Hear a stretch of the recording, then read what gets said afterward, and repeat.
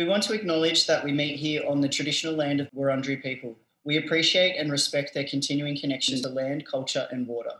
We pay respects to elders past, present and emerging, and pay our respects to any First Nations folks who may be tuning in today.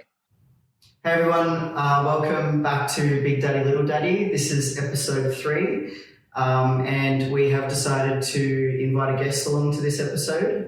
So for starters, I'd like to introduce you to Jackson. Hello. Do you want to tell us a little bit about yourself? Sure. I'm Jackson Vagabond, and I'm here, thankfully, because Sam is my partner. I am originally from New York City and have been in Australia for about almost 8 years now. I have a creative arts background and have worked quite a bit in various community queer spaces, and thankfully have had the chance to meet a lot of different people within that space in a variety of different backgrounds and classes. And so I think having a chance to sort of talk about the nuances that happen in trans-masc relationships is something that I'm really passionate about, because it's something that I'm involved in. And I also think it's a topic that really needs to have more discussion around it. So Definitely. So the topic that we have chosen today is going to center around the concept of fetishization within the trans community. And I guess Sam and I both decided that, given Jackson's experience and insight and ability to articulate themselves quite well, that we have a bit more of, some spicy perspectives and interesting proceed conversation. with caution, everyone. yes, that should serve as your content warning before proceeding any further. I also do think it's important to highlight for those out in podcast land that may not be watching this on YouTube that Jackson is my partner. Big Daddy, not Little Daddy's partner. Little Daddy's just the housemate that gets to witness the wonderful dynamic that this relationship has. All I heard was your welcome.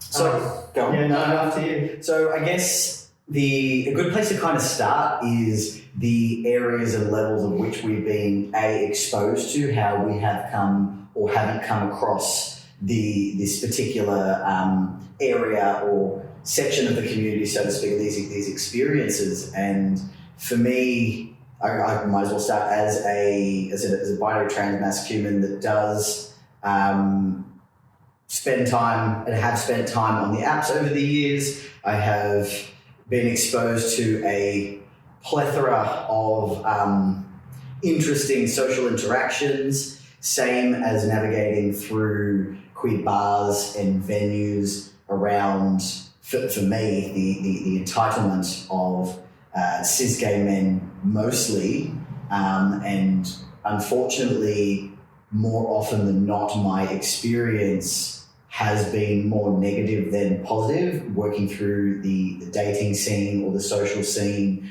especially once or I'm either unintentionally outed or intentionally, or it's my trans status has become known. And for me, watching that shift, that light bulb moment, that little sneer in the corner of the mouth, or the complete change of presentation from the other party, has been a really conflicting experience at times. And I've got quite a few years under my belt in that sense, and it's for me, it's very, very interesting watching over time comfortability to be able to deal with those things as it happens.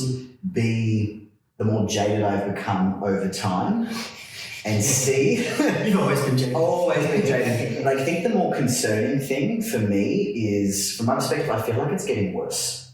I was going to ask you, how do you think it's changed since, over the course of your timeline of life as well as your transition? How have the interactions changed from people at large versus how you've dealt with them. Because it's easy to focus on the fact that it's like you develop a thicker skin, or you develop better defense mechanisms, or you are better able to communicate your wants and needs and your boundaries. But like, how's it changed for you in terms of the way that people interact with you? No, it's a good question. I think, so there's a few important things to highlight there. Obviously, everyone's emotional capacity, literacy, ability to navigate through interpersonal relationships changes over time.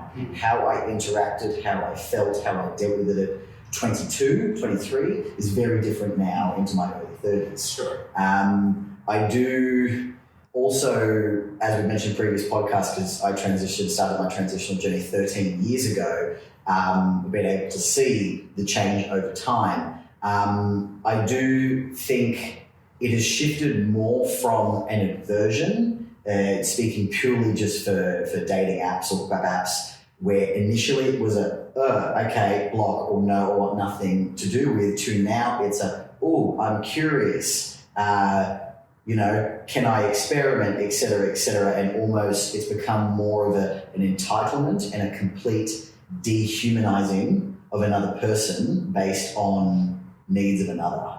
It's almost now, I'm not a person now, I'm a body or I'm an experience, and because you're on an app behind a screen and you want these things, there's an assumption that, because I'm marginalized and therefore seen as lesser, there's the expectation that I'm just going to be like, you jump at the opportunity to engage with someone because they're turning you into a shiny place or something. Totally. And in terms of like defense mechanisms and almost a build-up, you have to prepare yourself walking into these spaces, walking into these worlds. I have a set list of questions that you can smell these people a mile away. It's, we have talked about like the concept of chasers before in different areas, and there is a group of people, not necessarily a movement, it's just a denomination of people that target transhumans in any kind of a way, in almost an exploitative fashion. What are the questions, and did you ask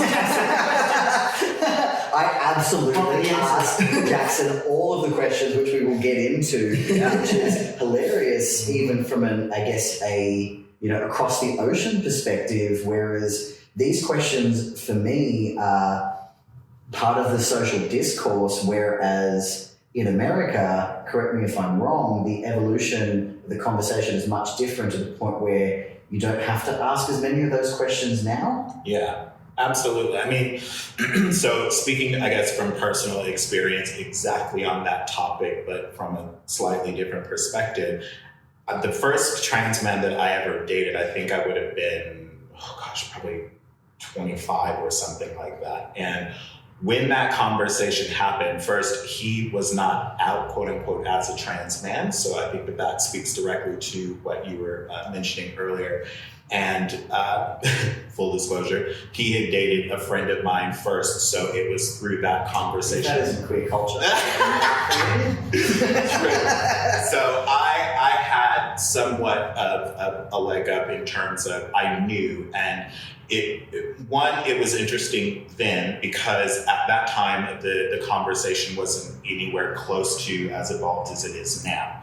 And yet some of the same questions that he had then are the questions that you had now. So while I acknowledge that there's been quite a bit of change and absolutely in terms of cultural differences, it's very clear that there's been more conversation around transitioning on both sides than perhaps there's been in Australia. Having said that, what I find really interesting being on the other side of it is sometimes you, as a cis male who has an interest and an affection for trans men, there you can walk into those spaces and feel that, and rightfully so, that defensiveness or those list of questions coming before you, right? So I won't jump too far into it yet, but when Sam and I first started talking, I knew straight away some of the questions that he was asking were absolutely ones that I'd heard before. Now, unbeknownst to him, and I told him very quickly, you are not the person I have met. And look, and just honestly, and to speak on the topic just quickly, it's interesting because, and I'm sure we'll go into it more, but there's this lovely term that I like to use a lot this year called nuance. And I feel like in the conversation that continues to happen on the cis male side or on the gay male side, there has been an expansion of curiosity that unfortunately can turn into more fetishization. God, that's a hard word. It's such a hard word. You all know what we're talking about. I know what I'm saying. So yeah, I think that there's another side. There's more of a conversation now, which I think is really healthy. But I also think that the subject matter that we're talking about right now is, where is that line? Where is the line that me as someone approaching you needs to respect your experience? On the reverse, how do I communicate to you that I'm not that green in this space? This is okay. Yeah, and I think that that's part of, one, why we're having the discussion, and two, as the community continues to grow and as there's just more visibility across the board, there does need to be more conversation regarding, around some of the nuances of gender fluidity and transness and all of it. I just think that is where we're heading. Because it's relatively adolescent discourse in general. I think it's one of those topics. It's a good way to frame it. Yeah. It's one of those topics that the pendulum's still swinging really hardcore, which means that it's hard to find the balance, even when engaging with people, between perceiving a trans person as a plaything, it turning into experimentation or fetishization, or like chasing, versus just the acknowledgement of there generally being a very, very valid sexual orientation that includes sexual and physical attraction to trans people. Absolutely. And that's not a kink. That's not, it's not curiosity, and it's not exploitation of somebody's transness either. That's right. It's very, very fair and valid and even if someone is just purely attracted to trans people, that's okay as well, That's right. But we're not at that point where people can like differentiate and feel okay with that concept, because it still seems taboo. It still seems like, we're such outliers as trans people that surely it doesn't make sense that you're solely and like respectfully and lovingly attracted to trans people. Yeah. It has to be tied as a kink or as a Yes, totally. Yeah. And on that note of being really terrible queers, especially with our first guest, we haven't given you an opportunity to discuss how you identify and how you present yourself. Great question. So I identify as a non-binary human. I identify, I guess, if we're talking in terms of pronouns, they, them is my preference. Now, in saying that, and we've had this conversation before, that term and the actions that go along with it have been something that I have embraced for a really long time. Pretty much since I came out. And when we're talking about nuances and growth of community, this is actually a very relevant topic in the sense that I never really had the drive or a specific reason to come out and say, I consider myself or I identify as non-binary. It was never really something that was at the top of my mind, although the life that I live, the way that I present, all of the things obviously goes towards that. Now, this is where, when we're talking about nuancing growth of space and being able to learn as we go, had I not had some of the experiences with both of you in terms of, expanding this conversation and meeting more people in the trans community and the non-binary community as well, the chorus of people that are starting to feel that comfortability within themselves needs to be nurtured. And so for me, part of my identity at this stage in my life, frankly,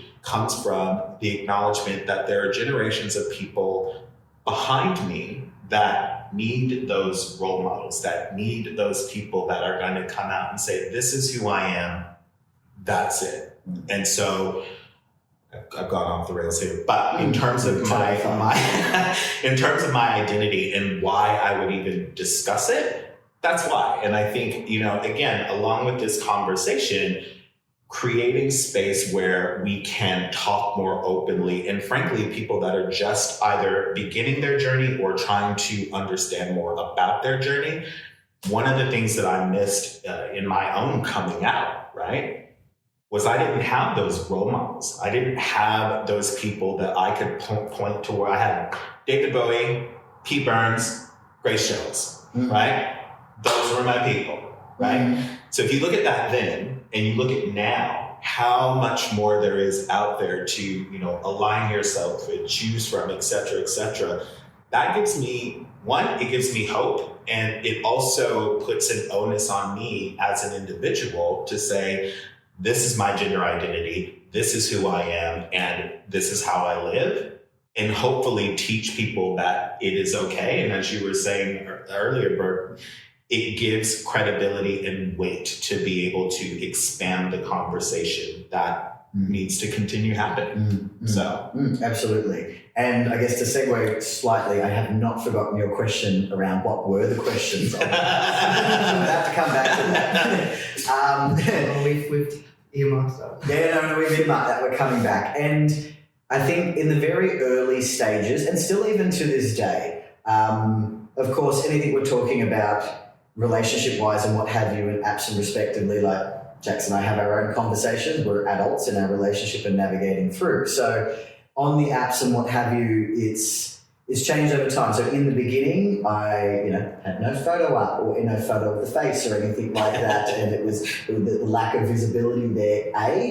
At that time, in the early 20s, fear, absolute fear. I was also navigating my own sexuality, gender identity, all of the things and bits and pieces.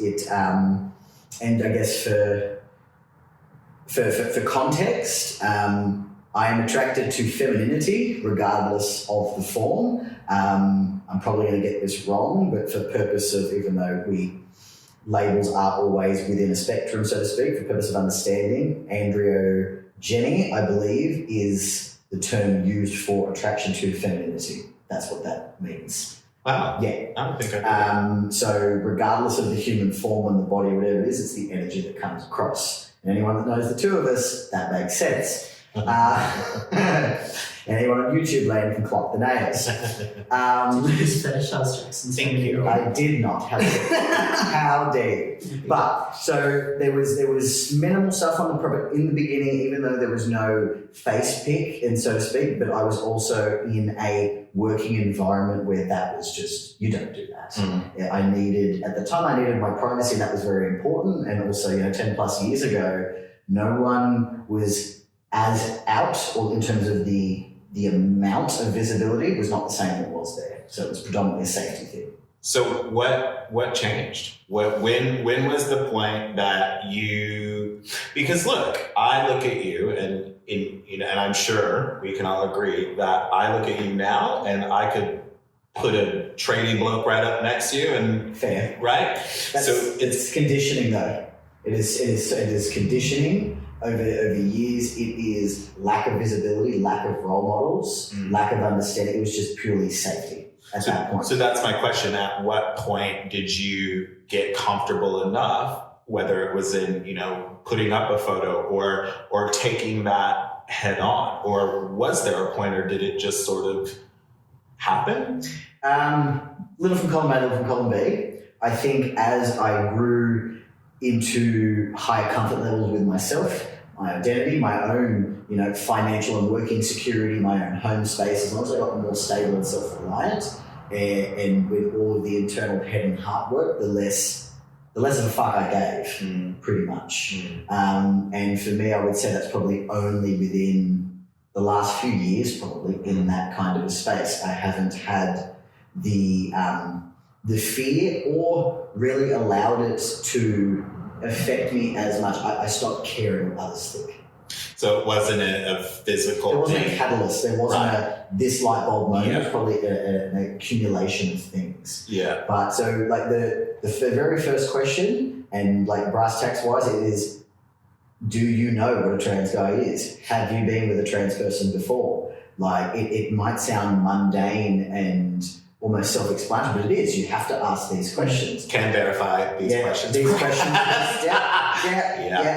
absolutely, because there is, once again, coming back to that, the concept of safety, and all of us within the community have heard of violent catfishing, have heard of really unfortunate, or have known people that unfortunately have suffered violence due to people on the other end of the screen. So you need to have a vetting process. It sucks that you do, but there is a reason that it's there. And then based on some of the questions and answers, you can tell I can tell very, very quickly whether this is a safe person or it's not. Just by the language that's used. God, yeah. Because it's, ignorant people or people with ulterior motives often aren't very good at hiding their intentions. No, they're not. And it's generally after that, I'll either start getting a lot of questions, and then it's the be my Google search engine, and that's when I just stop a lot of the time, or it becomes really explicit and regardless of whatever your preferences are here in that space, like live your life, get your freak on, whatever, but there comes a point where, like for me, there is a line level of crass where it's like, well, you and I don't know each other. You're asking for all of these things. Like if your second comment is send me 12 photos, like, no. I was going to say, is there almost a sense of like infantilization in those conversations as well, where like that, really horrendous concept that you're not necessarily a real man, and then there's like, explicit and crass references to, your junk or and what they want to do based on, what body you have and that sort of stuff. And then it's like navigating that as well. And it just brings it back around to them, kind of like, I don't know, questioning the credibility of you as a man, as well as then fetishizing you as a trans person in general, like that two-prong sort of offensive approach. You know what I mean? I've had the prove it. Yeah. You don't look like a trans guy. I've had the what's it called? I've had wanting explicit photos all straight up. I've had I've had choice of language used that I have purposely said not to. Everybody has their own respective levels of dysphoria, comfortable language, all of that kind of stuff. And so not to potentially incite a triggered response in anyone listening to this, I'm not going to say any of those phrases. We all kind of know what they are. I have personally, I put it on my profiles going, don't even. Yet there is a complete disregard for personal boundaries and space and a consistent use of language that just does nothing other than invalidate my experience. That just sounds like gross baiting. It's gross. If you've already got it on the profile. Like it's on, like read the profile, grow. Okay, let me just jump in. Here we go. Yeah. First of all, have we done a content warning? Because I feel like I might say some things. We put it at the beginning. Yeah, maybe chuck a content warning in there. So, I guess for me, it's really interesting to hear both of those perspectives, because both of you represent, in my mind, one of two halves in terms of how the conversation and the discourse goes. And what I mean by that is there is a whole nother subsection, right? In this case, we're talking about trans men, right?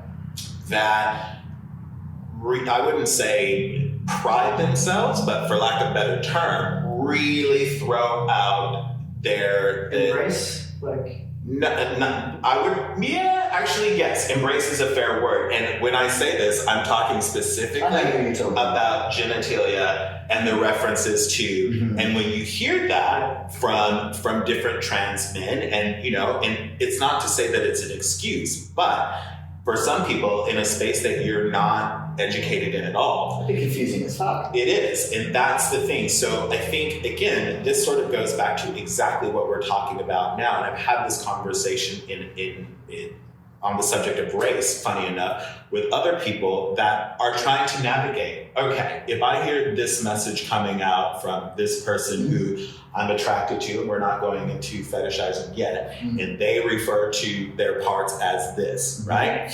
And I then start to think, oh, well, that's okay. That's maybe this is the word or the statement that is quote unquote acceptable. And then they go and perpetuate that stereotype to the next person until they run up into persons like yourselves that go, hang on a second, red line, red flag, right? So this is the space where you have to go, okay, I'm not going to excuse your ignorance because it's 2021 and there is no excuse.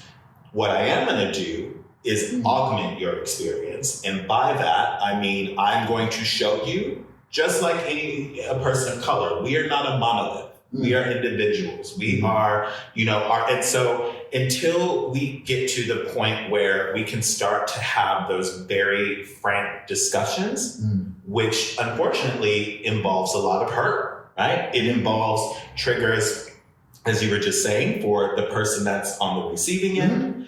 And it provides a real sort of anxiousness, uncomfortability, or frankly, an excuse for ignorance for the person that is saying it, right? So to me, the purpose of where we go from here is acknowledging where we've been, how the words that we used to use or the words that have been pumped into our minds aren't representative of the wider community, which I think is so important. And just quickly, I think your experience, anyone's experience that's had a real experience in the trans space, whether masc or femme. So for me personally, for example, I have been exposed to trans women from the time I was about 17, just in various ways. And I remember at that time just being awed. And I don't even think at the time I fully grasped what trans was. And at this age, I'm talking trans women that, I worked in clubs with.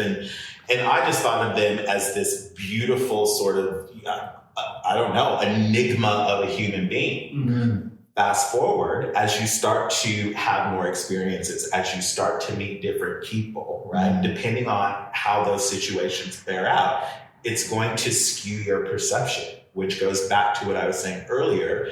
What you both are doing here is creating sort of that middle space where we can acknowledge the sins of the past, of which there are many, but also flip and go, okay, now there's more language out there. Now there are more voices out there. Oh, we all can put our hand on heart and be like, we've done some things that have not stood the test of time. And we have learnt and we have grown. And I guess, and feel free to add on to this, but I think the main message coming from this, whether it's app-wise or whatever, any sort of social interaction, is you need to meet the person where they're at. In two ways, but also talking specifically from, I guess, a trans perspective. And of course, I'm absolutely not going to talk on your behalf from a POC perspective at all, but it's a case of in the engagement of, let's say, two people, the oppressed person has the right to say. The oppressed person has to put the foot down, the one that is susceptible to either the onslaught, the violence, whatever it might be. You need to meet them where they're at. At the end of the day, it's like you can apply this logic to any topic. And the simple fact remains that everything exists on a spectrum. And exactly what we're talking about, the level of comfortability and acceptance of that kind of behavior and language can be fully enjoyed and embraced by one and fully vehemently disgusted. Correct. And be disgusting for another person. And it's ask if you don't know. Totally. Consent is the cornerstone of everything with this. You don't perpetuate these mentalities, whether they're ignorant or not or outdated. You don't perpetuate them by assuming that it can be applied to any person that falls into a similar category. Right. Exactly. We're not all the same. We're all vastly different in different ways. We're all going to view, all three of us now, for example, could be exposed to the same situation or whatever it might be, but all three of us are going to act differently and respond differently and have different viewpoints. And it's a case of, and going back to like personal lived experience and how yes on one side, yes on the other, I personally have been compared to the other side, but so-and-so are okay with it. Mate, I'm not so-and-so. Like, this is where my boundaries are and where I am able to meet you at. If you're not going to meet me halfway, thanks but no thanks. This is where it's going to end. I think it's also really funny because, also I think the whole theme of this entire episode was kind of born out of water cooler backyard discourse. Literally. This is what we do on a Friday night. We stand in the backyard and argue respectfully. We call it discourse. Yes. We love shouting out our opinions. Yes. But it's I love it. I honestly absolutely froth for deep diving on topics that are as nuanced as this one. Word of the also, day. it's volatile too. And absolutely. And it's funny for me because previously talking about this stuff almost out of, I don't know, I wouldn't say ignorance, but there was a moment there where I was like, I don't really know how I'm going to contribute to this topic because my experience is extremely different to the both of yours. Well, yeah, by all means. And then we started unpacking it and I'm like, hey, wait a minute. It did happen. Shit.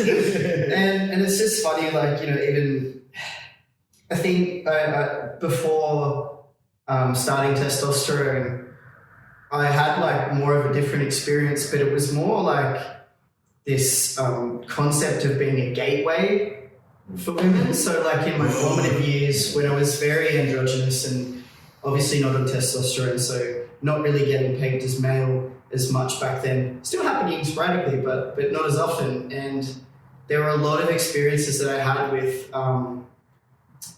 women who were straight and not necessarily, I don't know if they had any experiences with other women or they were, they still had that internalized homophobia, so they were not willing to accept or embrace their thought processes around, feeling attracted to women. And I ended up being put in the position a number of times by straight or straight adjacent women where they wanted to sexually explore things with me, but it was because I was pretty much, and I joke about it, but I was a gateway, because I was very masc presenting, very androgynous, but very soft. And it was almost as if they still had the safety net of me almost looking like a guy and not having, some stereotypical behavioural traits of men that they may have previously experienced, and they thought that would be an easy way to dip their toe into, same-sex experiences or whatever. And I ended up just having to make a bit of a blanket rule that, anytime any straight woman engaged with me or tried to flirt or, see what they could, how far they could get into that with me, I just have to put my foot down because, I always ended up just being made a mockery of inadvertently and just being that experimentation for them. And it was really hurtful, especially when I was so young and, not really understanding 100%. The gravity of the situation. You've highlighted a really, really good point, as it always seems to start with a bit of these podcasts. We're not slamming down cis men, cis gay men and some mad people. It goes both ways. Femme presenting, female presenting, it happens 100% in terms of gateways. I've personally been gateways both ways as well. And it's at what point do you forget, not realise that this is another person in front of you? We're not here for your self-serving whatever. Have some respect. Yeah. Okay, I have a comment and I have a question. So my comment is, I think it's really interesting because hearing the both of you speak about it, my experience is slightly same, different in the sense that, to your earlier point, Sam, speaking about, the feminized or the softness or that type of energy is being what you were attracted to. Now, as a non-binary person who feels comfortable both with my masculine and feminine side, check the nails, that is interesting because my experience is sort of parallel in the sense that I can swing a hammer just as quickly as I can paint a nail. And I think that can be just as confronting. And I have felt that from heterosexual men as well as heterosexual women, right? That look at you or look at me and see that softness, that femininity, whatever. But then when, you are exuding more of your masculine in that day or in that moment, that then becomes very confronting for them, right? So again, it's interesting to hear that from both of your perspectives, right? Because both of you, in a lot of ways, I can say, are polar opposites of the ideal sort of gay male, right? In the sense that based on what we're sort of marketed and targeted, right? Like good looking, nice bodies, tattoos, the whole thing, right? And it's all very superficial, but it's true. And unfortunately, to me, to answer your both of your earlier statement and questions, it's like, why don't you recognize the other person as an individual? And I think you've hit it on the head. And I think part of the reason is so much of the exposure just comes from glitzy marketing as opposed to actual stories, actual experiences that, further the conversation as opposed to just what you're seeing on, Drag Race with Gottmik or something like that, right? So it is. You only see the highlight reel. Right, exactly. You only see the highlight reel. And this goes back to what I've been harping on about is there has been sort of this black versus white approach, right? It's like either, you're overdoing it and you're just being too much, I'm saying, from me to you as a trans man, right? Like people that come across too hard, or they're just so ignorant that you're like, hang on a second. I am a person, I am more than just what you see on the outside. And I think that the way that happens and the way that we grow that is through discussion. And as I said earlier, acknowledging the fact that there's warts on this process, right? Oh God. There's just gonna be, and going forward, it will get easier, much like everything else. But I think we are at this really interesting point, and then I'll shut up. But also, and I just want to throw out there from the gay male perspective, there has, and we talked about this, there's been sort of this rise of the quote unquote femme top. Now, 10 years ago, femme top, not even a discussion. No. If you're femme, you're femme, and that's it. You are a sub, and that's it, right? So I'm going to throw my hand out here and say, I think from the gay male perspective, funny enough, there has been more of an evolution where even conversations like that, even labels, identities, whatever you want to call them, those are evolving as well. And that is also something alongside with all of the issues that we're talking about right now. Those conversations are moving forward. So it gives me a little bit of hope because at least now we're able to sit here and talk about it. And, for me, talk about my gender fluidity in a very open way that was not possible then. And when I say there's warts on it, that's what I mean. Like, we're doing it, but it's real slow. And it doesn't make it any less dehumanizing based on what both of you are saying. Listen, I think, I definitely agree with you. I think there's more conversation in that realm, but it's like with that also comes it's almost sometimes as if like with more education comes more excessive behavioral traits that are negative as well. Because it's and that's what I was saying. I'm like, I haven't really been fetishized, and I'm like, wait a minute. And I was saying it earlier to you.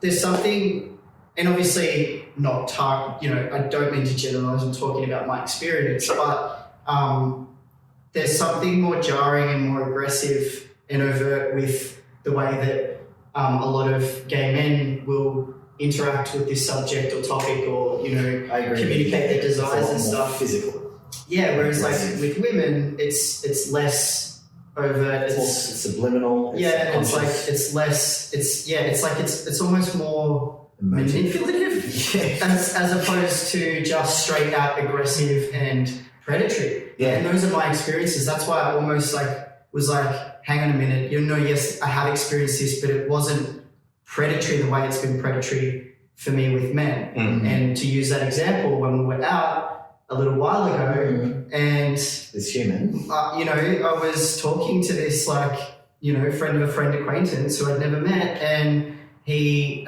gay male, was showing signs of interest, and my naive little self said that I was both trans and partnered, thinking that would shoo him away, and it just exacerbated the situation. And then, so the final comment upon my departure was, I would fuck you if you didn't have a partner. As I was walking away, thankfully didn't hear it and was told about it after the fact.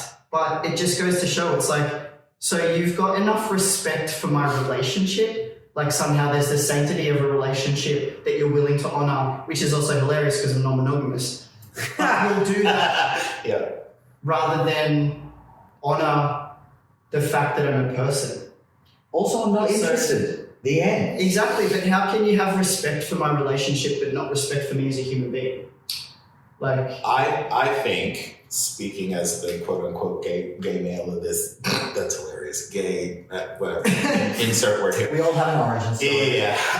Listen, I personally think part of that just comes down to clumsiness of communication and the inability to communicate, right? Now, I don't want to draw a blanket statement here, but we've seen time and time again throughout our experience, and it doesn't excuse or exclude, but unfortunately, there's a particular subset of gay men that the way that I guess they express their interest is through being aggressive and or vulgar.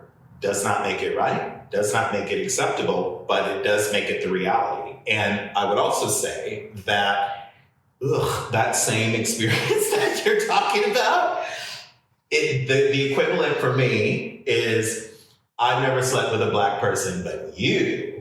Yeah. Right? Oh, of course, yes. Okay. What's everyone's sexual preference? Jackson. Right. Yeah. Cool. Wow. So that's the thing where, look, I think there is a commonality here, which is very ironic, but I can relate in that, in the moment you go, hang on a second, this is relevant to you, but this is not. Mm. And the question is and still remains, how do we as a community create a space where the conversation can happen and not have it? And look, the three of us aren't going to sell this today, but I think that, pie in the sky is there has to be a lane that, first of all, gay men can grow up in some ways and just stop being shitty and vulgar when they're approaching trans men. Done. Tick. But I guess in terms of this laneway and this navigation, for me, the way I think a way forward, or at least there is too many of us shying away from the conversations that make us uncomfortable. Yes. That's talking, and absolutely everyone has experiences, trigger points, things to be mindful of and aware of. And everyone's going to have their own particular perspective. The way that I operate generally in the world is go head first into the hard shit, just work your way through. Not everybody does that. But it's almost a case of conversations need to happen on different levels, in all different fronts. That means you're going to have some really ugly conversations, and then you're going to have some high-level general ones. But all of them need to be addressed if you're going to hit it in all of the different ways. Correct. You do have to acknowledge, though, in circumstances like that, there's a self-preservation element. 100%. And it's like when I move through the world now, before the majority of society just seeing and identifying me as male, before that, you operate in a certain way to make yourself small and keep yourself safe. For reasons that generally revolve around violence from men. 100%. And then now, I do the same thing for fear of violence from men, but Sexual violence from men. Well, but it's like a different type now. So it's like I'm afraid that I'm going to get punched in the face if I show any level of bravado in front of a man because I don't know what they're going to do because they're going to think I'm a man. They're not going to punch me if they think I'm a woman. They're going to do something else, but now they'll probably punch me if they think I'm a man and do something else as well. If they find out I'm trans, like it's all. So those conversations, like I wouldn't have if I had heard that person make that statement as I was walking away. I wouldn't have turned around and been like, "You what, mate?" Like it's just not in my nature, and also it's not going to solve anything because violence in response to objectification doesn't work.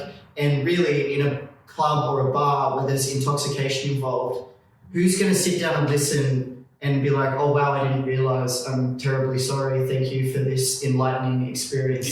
And I've just changed someone's whole perspective on how they, objectify or fetishize me. It's not going to happen. It's not the reality. But at the same time, those conversations still need to happen in safe spaces. But it's like how and where and when. I'm going to put a slight counterpoint in the sense of that, or just an addition. It is not necessarily the way for you. I agree. And that's what I'm saying. So for me, I will turn around and be like, "What, mate?" And that's what I'm saying. That literally speaks to the whole point of this podcast and the differences of opinions and viewpoints. But for example, this is the way that we're doing it. Coming back to your point, this is still a poke in the direction. It's still having a conversation, and in a way, I'm actually very excited to really talk about and rip into the things that people don't in time.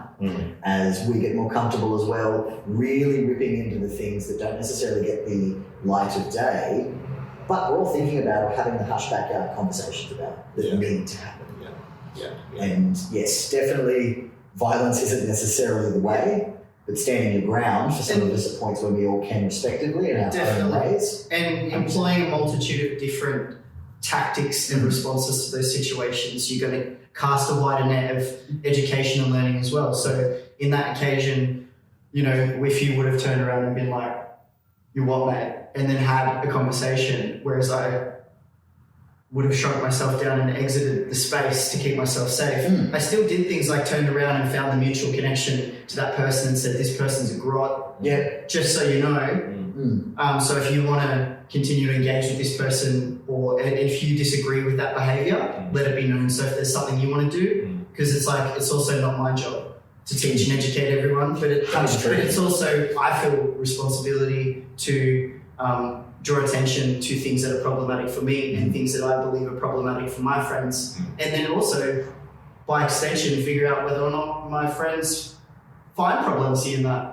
It's all an education game, like finding a network that has the same opinions as you, and also leveraging your friends in your network to communicate a message above and beyond your own work and efforts. But if you were talking about, or we were all talking about, okay, how do you elevate to that next step? Like, I think in a very covert way in that situation, that's exactly what you did. Right? So the option is, as you were saying, like you can turn around and be like, "What?" Or you can walk away. Now, in this scenario, walking away to me isn't shrinking yourself down, because as you said something about it. And if that person in your network cares about you and believes in you the way that they do, then it's incumbent on them to spread that message. And I think that goes exactly back to this sort of middle lane that we're talking about. So from me to you, I actually think that while in the moment it would have, and rightfully so, felt very derogatory and just gross all along, the fact that you still turned that around, even if not in your mind at that moment, and said, "Hang on a second, I may not approach this person, but I'm going to approach this person who knows him, and they're going to help spread that message."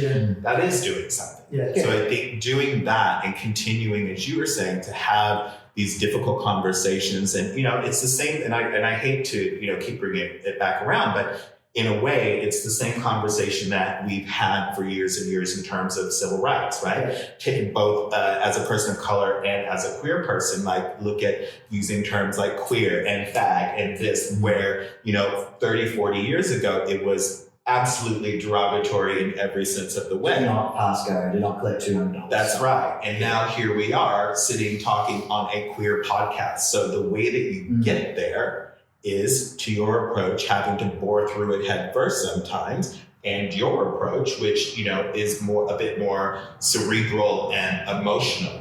Both of them are absolutely relevant. All fronts together. Right. Yeah, definitely.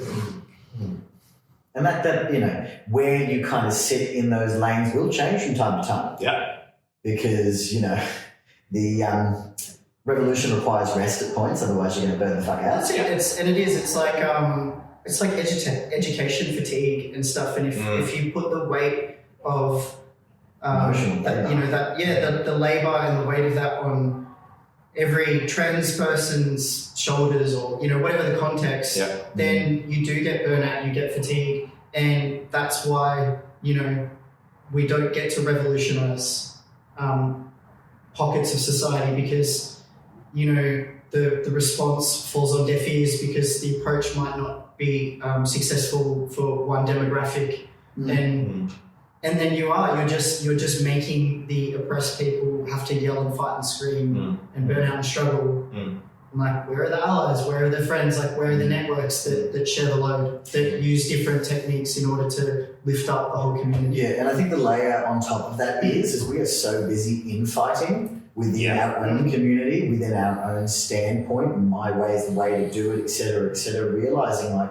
we are all legitimately trying to fight for the same thing. Put your goddamn ego aside and come to the table, because if we're not aligned within a community, how are we going to affect change in the rest of the world?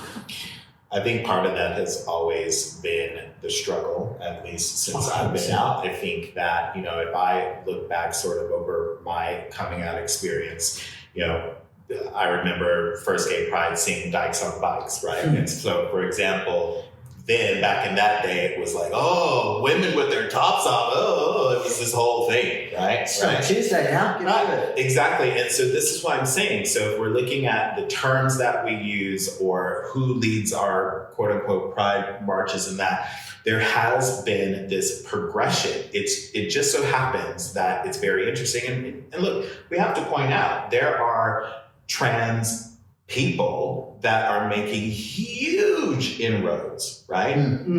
All over the place, whether it's politics or entertainment or sports. Right. But cumulatively, that effect is it starts to open up the lane. So I think it's interesting that we're all in this point, and I'll just throw this in there as well. I think part of that, at least in Victoria and where we are, has to do with being locked down and really having time to reflect on who you are, who your circle is, what's important to you. Exactly. Yeah. So, you know, I think at the end of the day, there's a long road ahead, which there always has been, but the lanes are wider, and that gives me a bit of encouragement and hope. Right? The next bit is going to be the hard bit, because we're trying to get through, you know, terms and terminology and all of those things. But I have to say, we're nowhere near being there, but it encourages me that we three can sit here and have a conversation from wildly different perspectives, and yet all see that there's a commonality, a goal, a way to do this that isn't based in, you know, just anger or frustration. There's a way to broaden the conversation with heart, with nuance, with emotion that is going to resonate. At least I hope so. Definitely. I think this is like, and this level of commentary, while there's like, it's slightly diverged from the topic at hand, I think they actually do go hand in hand, because that kind of approach would be a successful approach for dispelling like behaviors that perpetuate fetishization. That's it. It's not about you know, employing this hectic cancel culture that everybody loves to do now. Right. Consequence culture, sure. Cancel, questions. Yes. Yeah, exactly. And it's like, and acknowledging that through, like, you know, not necessarily willful ignorance, but ignorance all the same. People are perpetuating it because they don't know any better. They're not being given an opportunity to have candid conversations with people that have varied perspectives, so that they can go, oh, okay, this concept isn't a blanket concept. It's unique to every individual, and so applying that lens instead of a blanket and generalized lens, you're going to understand how to better engage with people. You're going to learn when and if you can use that type of language. If that person enjoys that language. If as a kid they want to be fetishized, go for it. People with consent, live your life. Exactly, with consent and with questions and understanding. That's all it and debrief, please. Safety first. But I guess in a super generalist way, I guess the way to explain it, because there's also intergenerational as well. Yes. It's like putting a computer in front of an 80-year-old going, go for your life, and walking away. But no, you should know how to do it. How dare you? Yeah. Where is the education? Where is the understanding? Where is the, you would never do that to someone in general. Why, when, yes, as a people, as identities, feelings have all been there and everything for so long, we've only had the language for, really by comparison, 5 minutes.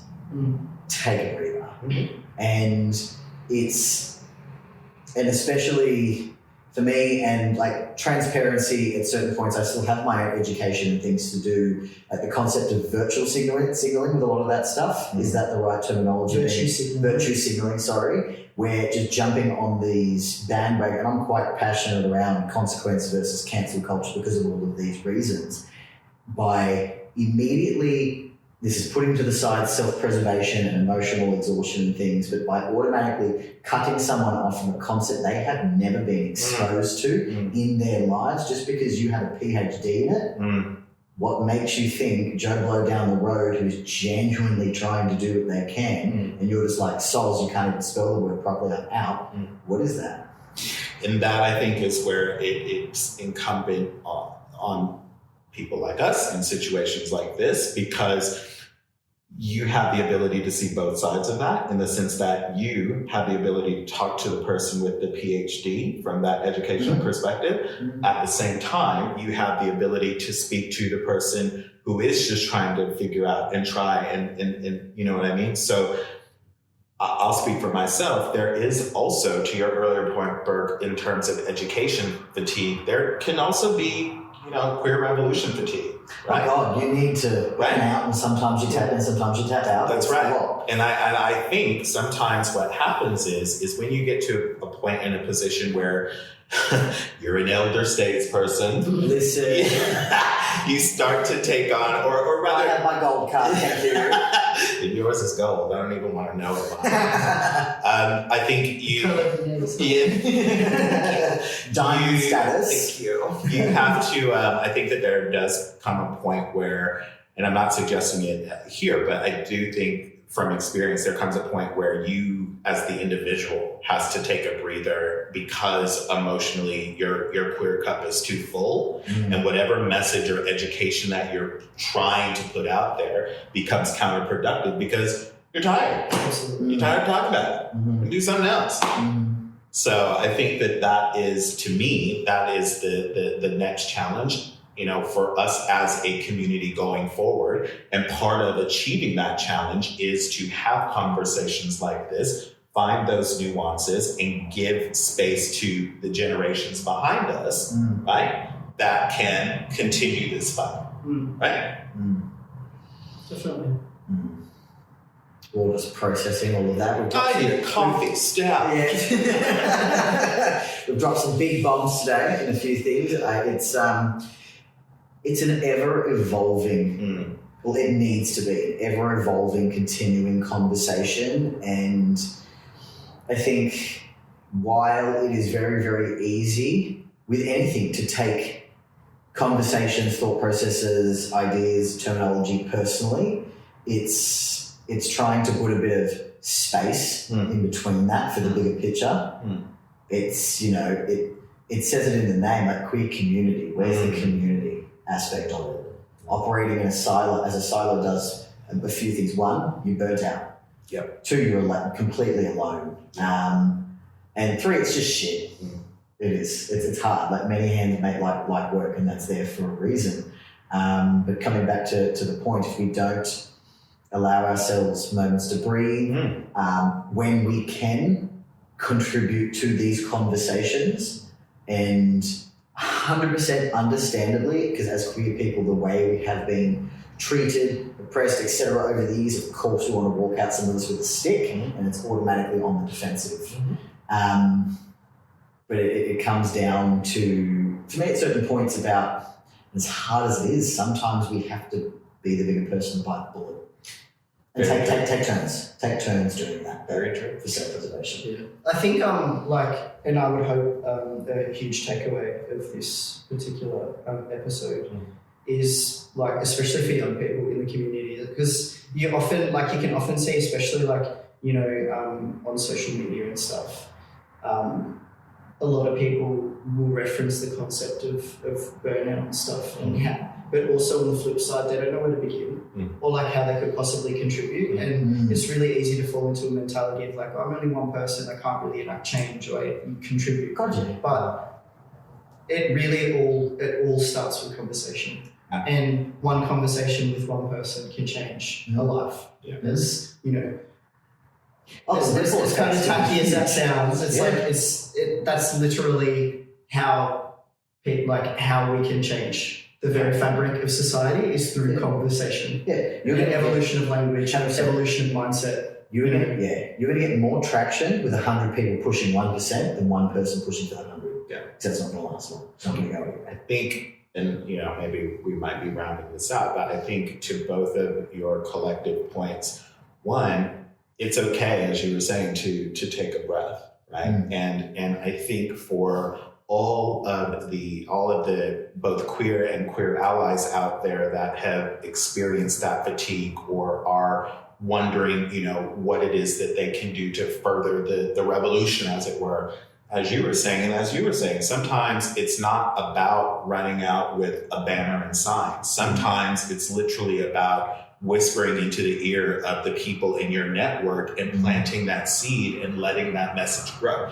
Those people are in your orbit because you trust them. And if you didn't, they wouldn't be there. So if you're feeling tired, sometimes you need to just pass it on to the people that you trust, and trust that because they care about you and they're, hopefully as passionate about this as you are, that they're going to spread that message. And I think that's one of the tools that we can all use to sort of alleviate some of that pressure. And lastly, just quickly, when we're talking about educating and how do we educate these people in that, so flipping it back, speaking as a Black person, as a POC, right?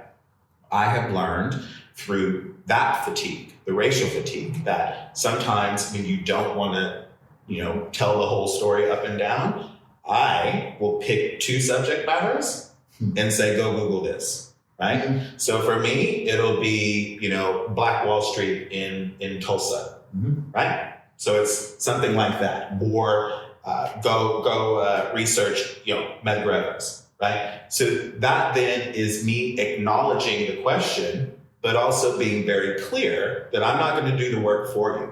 And I think that, along with, as I was saying earlier, planting those seeds within your own network and community, hopefully the combination of both of those things will, at least further the conversation, at best allow all of us to feel more comfortable being who we are and expressing who we are and asking for what we want and what we don't. And as humans, in a general concept, we're shit with change. True. Facts. And with not to create levels of anxiety in anyone at all, but it's a case of strap it in the ways that you can, change is coming. It's prepare in the way that you need to, have the people that you need to, whatever coping mechanisms, etc. It's coming, but change, it generally, unfortunately, has a tendency, if you look at history, it gets worse before it gets better. And it's about, I guess, understanding also that these cycles are cyclical. Sometimes you're going to take a step back to take 3 steps forward. Correct. And I guess I can start this in kind of linking what our parting messages for anyone listening would be, is how we have kind of tangent but not to the same, because it's all interconnected, is trying to, I guess, history can teach us a message of hope that even though at times where it can seem quite dire, we are still inching forward. Take comfort in that. Bad days aren't there forever, they are there to pass. You are not alone. What you are doing is enough. If it is one conversation with your best mate in the background and that's all you can do today, that is enough. Agreed. If tomorrow or a month from now, you have summoned the courage to go stand at a protest even for 10 minutes and then leave, you were still there. You did a thing. That's right. Okay, these are small, slow, incremental steps to get to where we want to go, and all of these little works and all of these little pushes everywhere, linking back to the main topic, will break down the behaviours that as trans masc people and queer community in general are exposed to dealing with either in a macro notion or micro notion day in, day out. It all feeds back to the same thing. All of these stuff will start to dissipate, but it's going to require some work. It is. Don't be afraid of the work, because not living authentically is something that three of us know the opposite end of that, and that's not a choice. We know it's better on the other side. Definitely.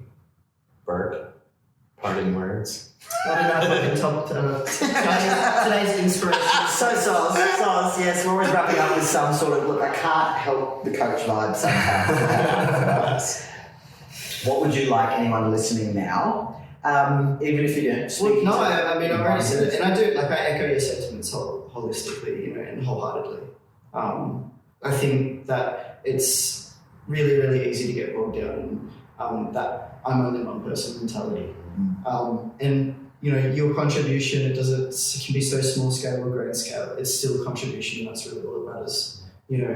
And also take the time to interrogate what your contribution actually is. And it's always good to keep and if you have people around to keep you in check, that's awesome.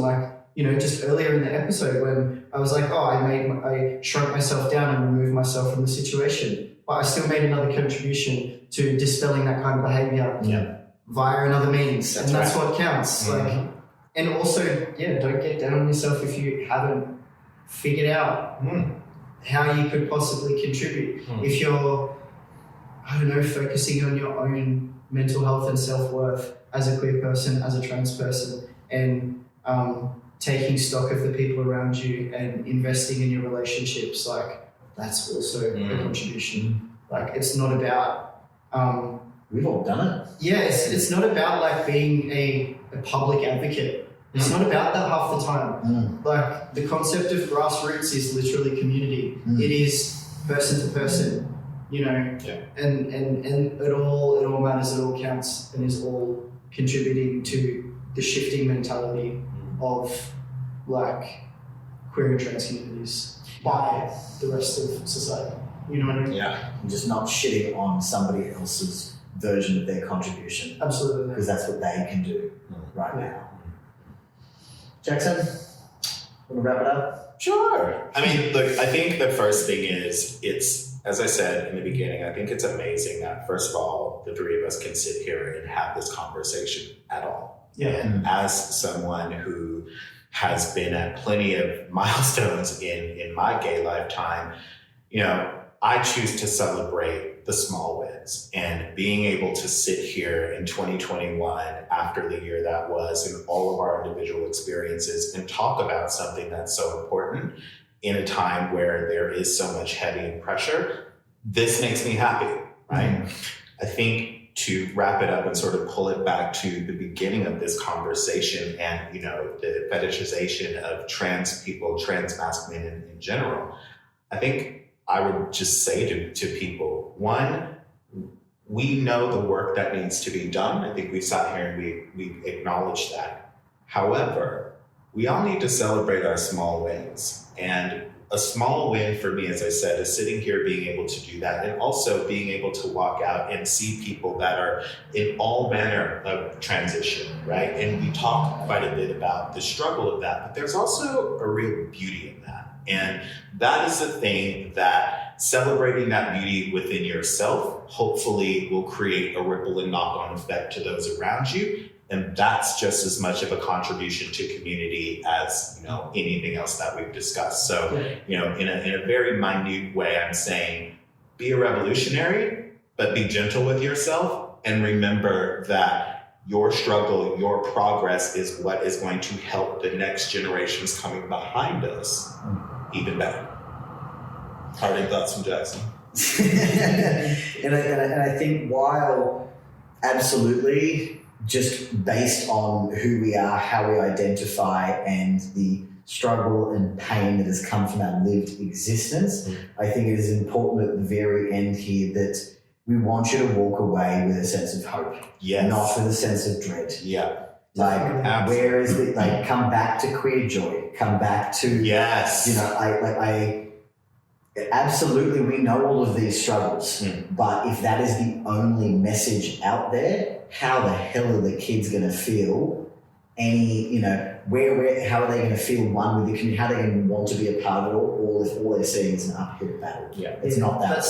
I think, and with any subject that we touch on in this podcast, I think there has to be like a resounding reminder that yes, we're going to get into the nitty gritty of like negative experiences and negative issues that we might face, but that doesn't mean that we or anybody that's listening should fixate on those and then become overwhelmed and forget about all of the wonderful, wonderful things that we have experienced, that we have in our lives, that we will continue to obtain. Bingo. Like 100%. And absolutely. I never ever want for this to fall into that space of just like negativity.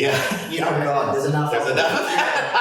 And I guess for transparency purposes, the three of us are established, queer, educated, successful in our own respective mind, like in our own respective ways, professionally, personally, people. We are established. We are navigating our way through this world. We're not getting, and we as you mentioned, Jackson, we're in a world now where you can walk down the street and hold your partner's hand in any kind of a way. We are, the message to our respective generations was never necessarily of hope. What we're saying is, like, yes, everyone has life struggles, but we love who we are. We are not living any other way other than that is authentically us. And the message also with that is to do that. So live your life. Don't live anybody else's, from fear, persecution, as best as you can, wherever you can, because... And we discussed to disrupt, not like negate all of the positives. Exactly.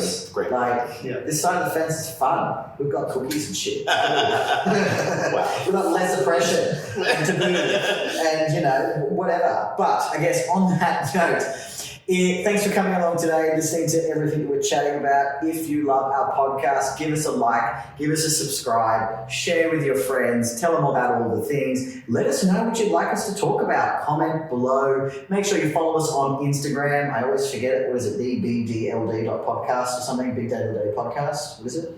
On Instagram. Check us out. Do all the things. Otherwise, wherever you're at, we hope you're having an amazing day. Stay safe, and we'll talk to you soon. Bye, guys. Thank you. Bye. Bye.